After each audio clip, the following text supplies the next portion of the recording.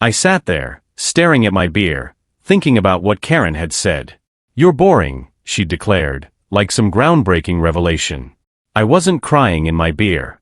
Hell, I wasn't even sad in a conventional sense.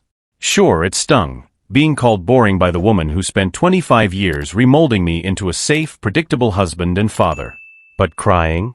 Nah, that wasn't me. It wasn't as if her statement came out of nowhere. For years, I dialed it all back, everything that made me me. And all for what?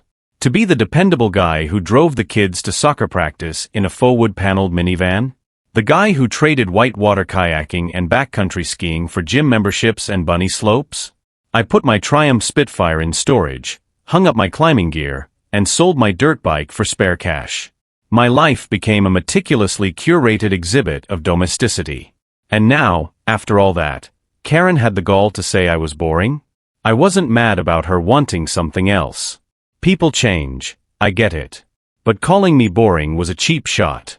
What really twisted the knife, though, was her explanation. "I'm going to start dating other people." Oh sure, Karen. Go ahead. Date. Find someone else who's so utterly thrilling they'll give up their entire identity just to keep you comfortable. Good luck with that. She expected me to sit around waiting, like a backup plan. Her safety net. She even said I should be on call, in case her dates didn't work out. That's when it hit me. Karen wasn't just leaving me. She was assuming I'd stick around to catch her if she fell. 25 years of marriage, down the drain, and she still thought she had me on a leash. That's when I decided, screw the leash. If she wanted excitement, she'd get it, just not the way she expected. Karen was in the shower when I got home from work that evening. I didn't say a word.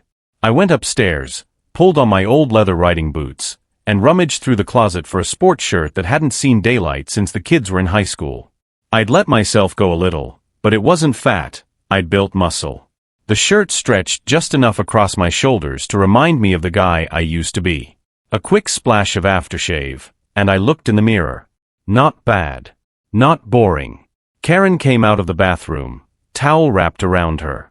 She gave me a once-over, her forehead scrunching in confusion. "What are you doing?" "Nothing," I said, zipping up my jacket. "You're dressed like that for nothing."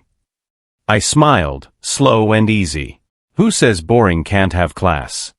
Before she could reply, I was out the door. The minivan started up with its usual sputtering and knocking, but I didn't care. It got me off the driveway before Karen could throw on clothes and chase me outside. I smirked when I saw her peek out the door in her robe, phone already in hand. Predictable. The phone rang soon after I hit the main road, but I let it go to voicemail. Karen had no clue I'd updated my outgoing message just for the occasion. "Hi, this is Dale. I can't come to the phone right now because I'm either busy driving or being boring. If you need excitement, call my wife Karen at 537-4638. Otherwise, leave a message, and I'll get back to you. Maybe. Ciao." The next stop was overdue, dropping the minivan off at the dealership. I was done driving a soulless box with faux wood siding. Rugged and elegant were the goals. Something that felt alive. The dealer didn't disappoint. I left with a Jeep that looked like it could conquer Everest and a sleek Mercedes convertible for when I wanted to feel civilized. Did I need two cars? Probably not. But need wasn't the point anymore. By the time I got back on the road, the Jeep's roar was music to my ears. I wasn't just driving, I was moving. The hum of the engine matched the buzz in my chest. For the first time in years, I felt like myself again.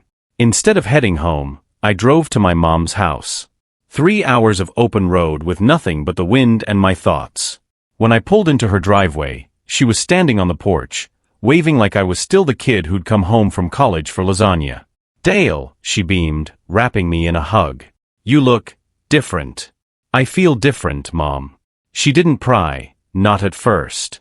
Instead, she made me a plate of her famous lasagna and listened as I started talking. Not the whole story, just enough for her to piece it together. "That woman is crazy," she said finally, shaking her head. "But you should thank her, honey. She set you free." That night, I slept better than I had in years.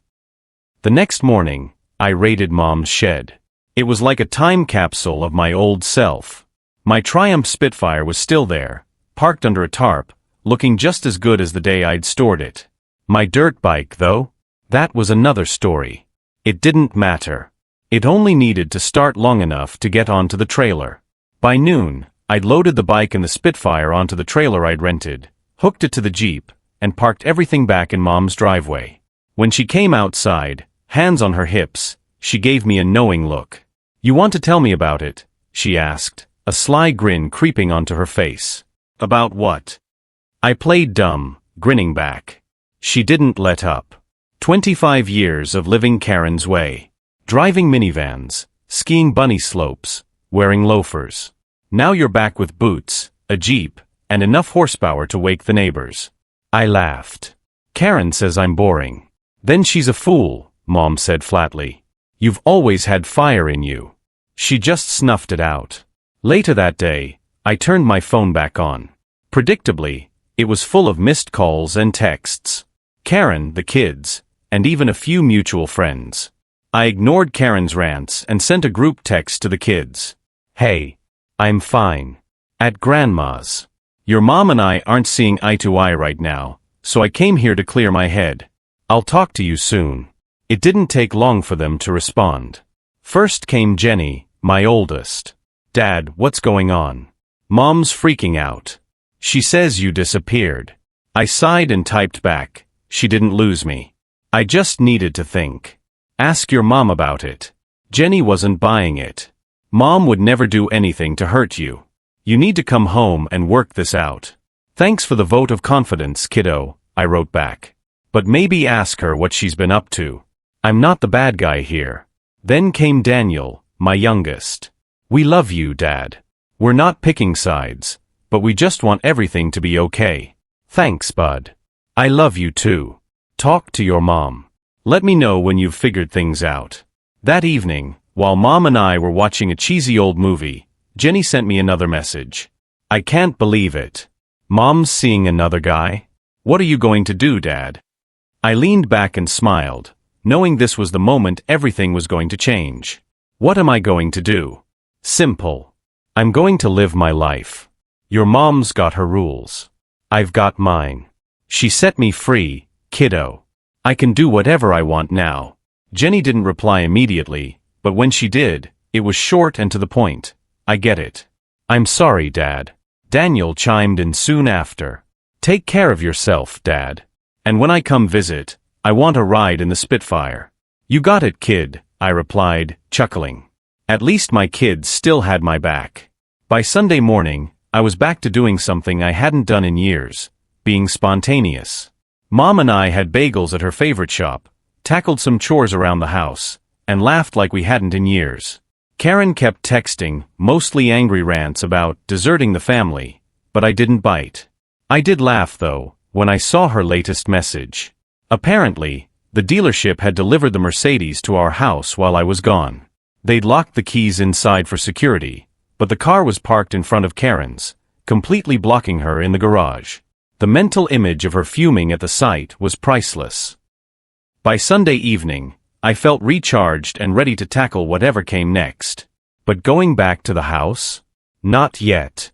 Karen could stew for a little while longer. Instead, I hit the mall, bought a new wardrobe, something sharp and functional, and checked into the Hyatt near my office.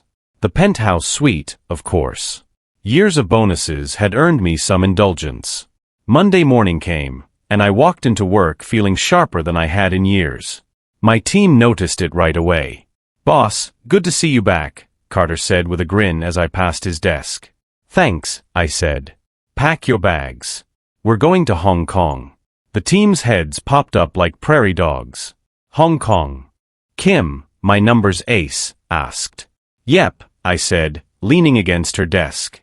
"We've got a stalled negotiation over there. 160 acres of prime industrial property. We're going to get it done, and while we're at it, we'll scout some other opportunities. Plan for a month. Longer if necessary." Kim raised an eyebrow. "A month? That's ambitious." I smirked. "You want ambitious? Bring your A game, Kim. This trip's going to make careers." Especially yours. By Friday, everything was in motion. The team was packed and ready.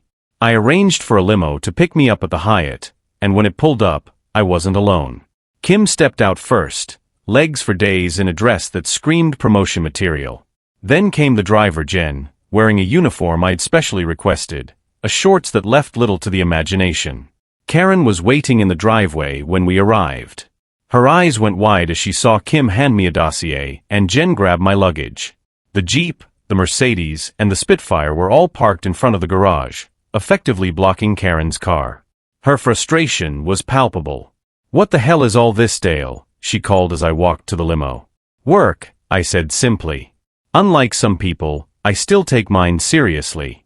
Her voice rose. "You can't just leave. We haven't even talked about this." I opened the car door and turned back. "Sure we can. You do whatever you want, I'll do the same. That's what you said, right? Dale, this isn't fair." "Fair." I cut her off with a laugh. "You're right. It's not fair. It's better. It's freedom." The last thing I saw as I slid into the limo was Karen standing in the driveway, arms crossed, as Jen climbed into the driver's seat. I leaned back, smiling to myself. Hong Kong was everything I hoped for and more. We not only secured the industrial property, but we also scouted 3 other acquisitions, negotiated deals in Australia, and set up meetings in Argentina. The trip was a whirlwind of long hours, hard work, and adrenaline. And not just the business kind. Kim kept things professional, but that didn't stop her from trying to test boundaries. "You know," she said one night over drinks, "you could have anyone you wanted. Why not me?" I shook my head, smiling. "Because you work for me. And because one woman betraying me at a time is plenty." She laughed, and that was the end of it. Business was business, and I wasn't about to mix the two. But Karen's voice was still in my head. "Boring," she'd said. I thought about that every time I did something bold, every time I made a deal or closed a deal. And by the time I left Hong Kong, I knew one thing for certain: I'd never been boring. Karen had just been too small-minded to see it. After a month of relentless deals, flights, and adrenaline, I returned to the States feeling sharper than ever. Karen hadn't heard from me directly, though I was sure she'd gotten an earful from the kids. They'd made it clear where their loyalties lay, firmly on the side of their dad who, as Daniel put it, finally looked alive again. Instead of going home, I headed straight to a condo I'd quietly purchased while overseas. It was modern, sleek, and overlooked the city skyline. It was mine. No faux-wood siding, no memories of compromises that had chipped away at my identity. The next morning, I drove to the house to pick up the last of my things. Karen's car was parked in the driveway, but so was something new, a bright red Mini Cooper convertible. It didn't take a genius to figure out she'd bought it to spite me, a not-so-subtle look-what-I-can-do-without-you gesture. I parked my Jeep beside it, grabbed a duffel bag from the back, and headed inside. Karen was in the kitchen when I walked in. She turned, plastering on a smile like nothing had happened. "Dale, you're back." "For now," I said, keeping my tone light. "I wasn't here to fight." She tilted her head, trying to gauge my mood. "We've missed you." "Sure you have." I grabbed a box from the corner and started packing up a few odds and ends I'd left behind. "Where are the kids?" "At school," she said. "But they're coming home this weekend. They're really worried about you, Dale. We need to sit down as a family and talk." I stopped and turned to face her. "We're not a family anymore, Karen. You saw to that the moment you decided boring wasn't good enough for you." Her face flushed, and she stammered, "It's not that simple." "It's exactly that simple," I cut her off. "You wanted excitement? Congratulations. You've got it. I'm not going to stop you from living your life, but don't expect me to be a part of it. Not anymore." She folded her arms across her chest. "So that's it? You're just walking away." "No, Karen," I said, locking eyes with her. "You walked away. I'm just refusing to chase after you." By the time the kids came home for the weekend, my side of the garage was empty. The Spitfire had been sent back to Mom's, the Jeep and Mercedes were parked at the condo, and I'd made sure there was nothing left for Karen to cling to. She called that night, but I didn't answer. Instead, I texted the kids. I'm fine. Your mom and I are figuring things out. Let me know if you need anything. It wasn't long before Jenny called. Dad, what's going on? Mom's acting like nothing happened, but it's obvious something's wrong. I sighed. It's complicated, Jen. Your mom and I are going in different directions. That's all. Different directions, she echoed, her voice rising. She cheated on you, Dad. How is that just different directions? It's not that simple, I said, echoing Karen's earlier words, though I meant it differently. Look, I don't want you caught in the middle. I love you and your brother. That's not changing. But I'm done pretending things are okay when they're not. Jenny was quiet for a moment before saying, I get it. I just hate seeing this happen to you. Don't hate it, kiddo, I said. It's the best thing that could have happened to me. Karen wasn't going to go quietly, that much was clear. She called me several times a day, alternating between anger and tearful apologies. I didn't answer. The one time she managed to corner me in person, I walked away mid-sentence. I wasn't interested in playing her games anymore. The kids, on the other hand, were furious with her. Jenny was vocal about it, calling her out for throwing Dad away for some random guy. Daniel was quieter but firm, keeping his distance and making it clear he wasn't impressed with her choices. Karen wasn't used to this kind of backlash, and it showed. But none of that was my concern anymore. I had bigger plans. The first of those plans was making a statement at work. I called a meeting with the senior partners and laid my cards on the table. 4 years, I'd been the firm's top producer, bringing in deals that others couldn't even dream of closing. But I was still a junior partner, and it was clear I wasn't being promoted because of my connection to Karen's family. I've got offers, I said, leaning back in my chair and watching their reactions. Good ones. Full partnerships, higher pay, and no strings attached. If I stay, it'll be on my terms. If not, I'll take my team and go. The room fell silent. Finally, Mr. Adams, Karen's father and the company's founder, spoke. Dale, this isn't personal, he said, though his tone made it clear it was. Promoting you would look like favoritism. You understand that, don't you? I smiled, slow and cold. I understand perfectly. Business is business, right? So let's keep it professional. Either you recognize my value, or I'll take it somewhere else. Simple as that. The meeting ended with promises to consider my position. By the end of the day, every member of my team, and half of another, had tendered their resignations. Suddenly, I wasn't just a threat. I was a problem they couldn't afford to lose. By the end of the week, I had a new title, Vice President of Mergers and Acquisitions. My team got raises, and I got a contract that made it clear my future with the company was secure. Karen's father wasn't thrilled about it, but he didn't have a choice. I'd won, and we both knew it. With work sorted, I focused on rediscovering the parts of myself I'd put on hold for years. I spent weekends riding trails on my dirt bike, muddy and grinning like a kid. I skied powdery slopes so steep they made my heart race. I even took up skydiving, earning my solo certification in record time. Each time I posted photos of my adventures, my phone would light up with texts from the kids. Dad, this is amazing. Can we come next time? Hell yeah, I'd reply. Karen, meanwhile, stayed silent. I knew she was watching though. How could she not? Every picture, every update was proof that the boring man she'd written off was anything but. Karen's silence didn't last long. By the time the holidays rolled around, she was back to making noise. The kids had come to stay with me at my condo for a pre-Christmas ski trip. We hit the slopes, real ones, not the groomed bunny hills I used to endure, and spent our evenings laughing over hot toddies and overpriced chalet food. The kids were happier than I'd seen them in years, and so was I. The day after we got back, Karen called. Dale, she began, her tone sugary sweet, the kids say they've been happy with you all week. I thought we agreed on a Christmas together as a family. I don't recall agreeing to anything, Karen, I said. And the kids made their choice. Her voice tightened. This isn't fair to them. You're making me out to be the bad guy. I laughed. Karen, you are the bad guy.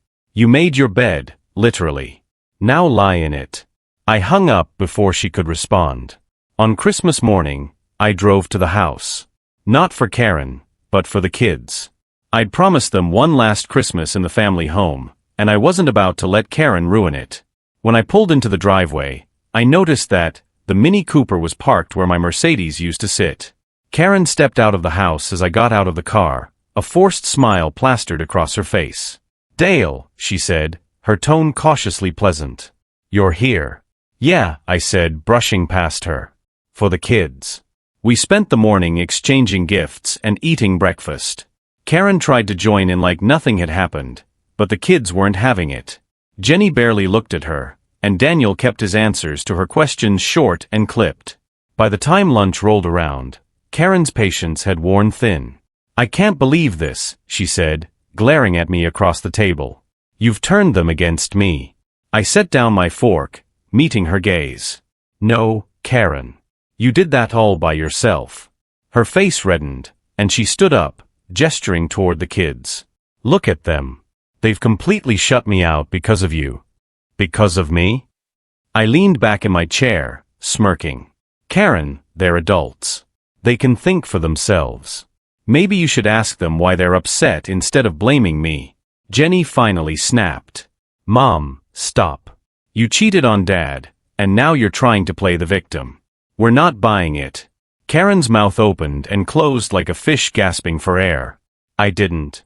"Save it," Daniel said quietly. "We know the truth. Just stop." That night, I packed up the Jeep and left. The kids came with me, their bags already packed. We spent the rest of the holiday skiing during the day and watching movies at night. Karen texted once. "I didn't mean for things to turn out this way." I didn't reply. She'd made her choices, and I'd made mine. By New Year's, I'd settled into a rhythm. Work was thriving, the kids were firmly in my corner, and Karen was a mess. She spent the holiday trying to guilt me into coming back to the house, claiming it was for the sake of the kids. She even sent a few messages about how lonely she was. I ignored them all. Instead, I took Jenny and Daniel to the city for the weekend. Museums by day, clubs by night. It was the kind of trip I would have never imagined when they were younger. We even ran into some of their old friends, giving everyone a chance to break away and do their own thing. As for me, let's just say my alone time wasn't alone. By the time we got back, Karen had escalated. She started calling mutual friends, playing the victim, and trying to get them to convince me to work things out. I heard everything from "everyone makes mistakes" to "you're overreacting."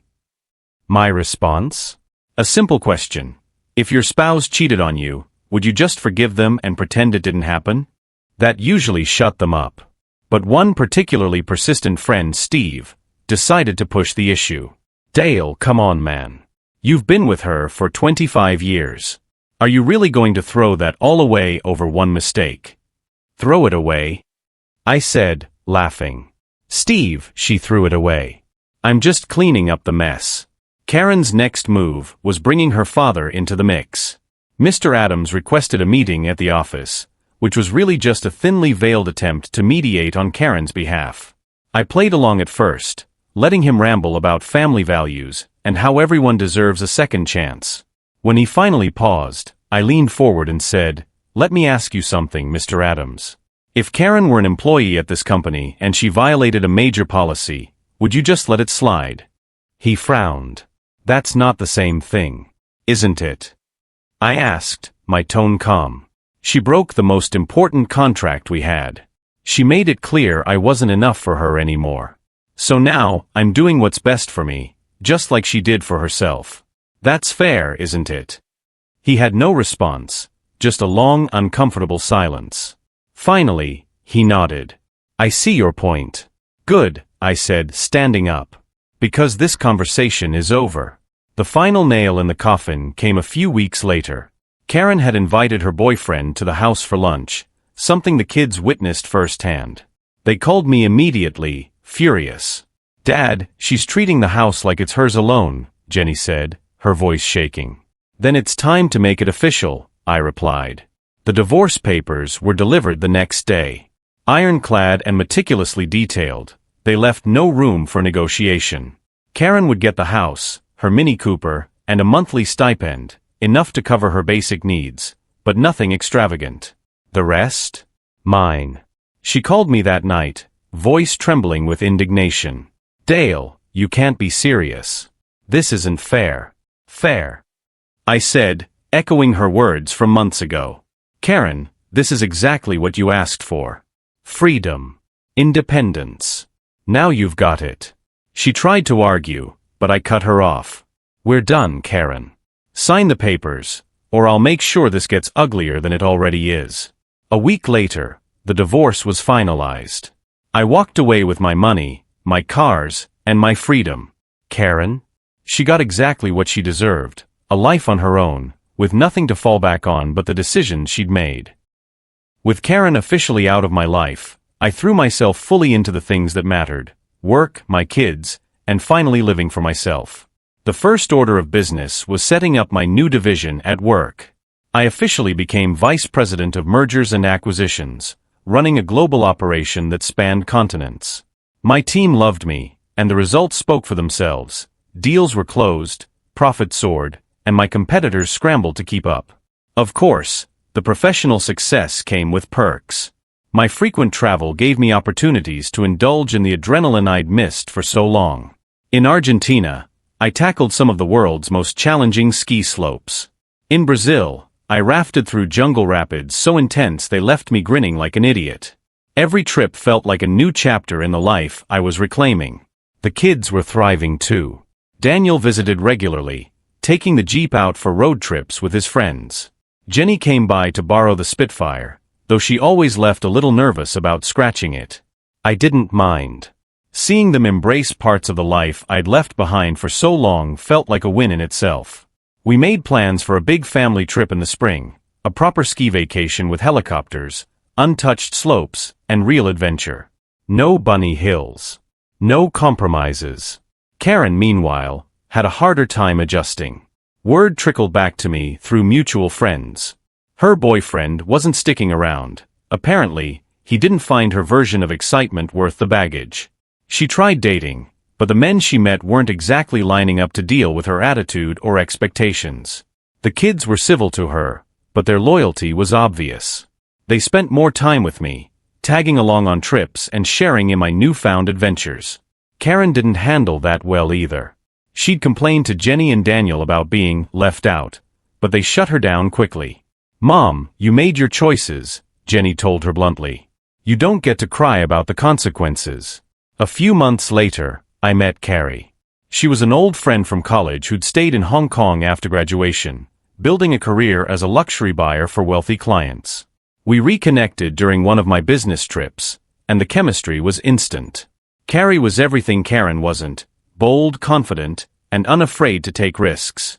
She joined me on the slopes in the Alps, skydived in Australia, and even jumped on the back of my dirt bike for a muddy ride through the Pyrenees. For the first time in years, I didn't feel like I was holding myself back. And Carrie loved every second of it. Karen tried to reach out one last time. It was after I posted a photo of Carrie and me heli-skiing in New Zealand, grinning like teenagers as we posed in the snow. Karen's text was simple: "I hope you're happy now." I didn't bother responding. She already knew the answer. The divorce was a turning point, but it wasn't the end of the story, it was the beginning. I had my freedom, my integrity, and a future that finally felt like my own. Karen? She was a distant memory, a cautionary tale about what happens when you take someone for granted. As for me, I'd learned my lesson. Never again would I sacrifice who I was for someone else's version of what life should be. I wasn't boring. I never had been. I was just waiting for the right moment to prove it, to myself and the world. And now? Now I had everything I needed to live life on my terms. No compromises.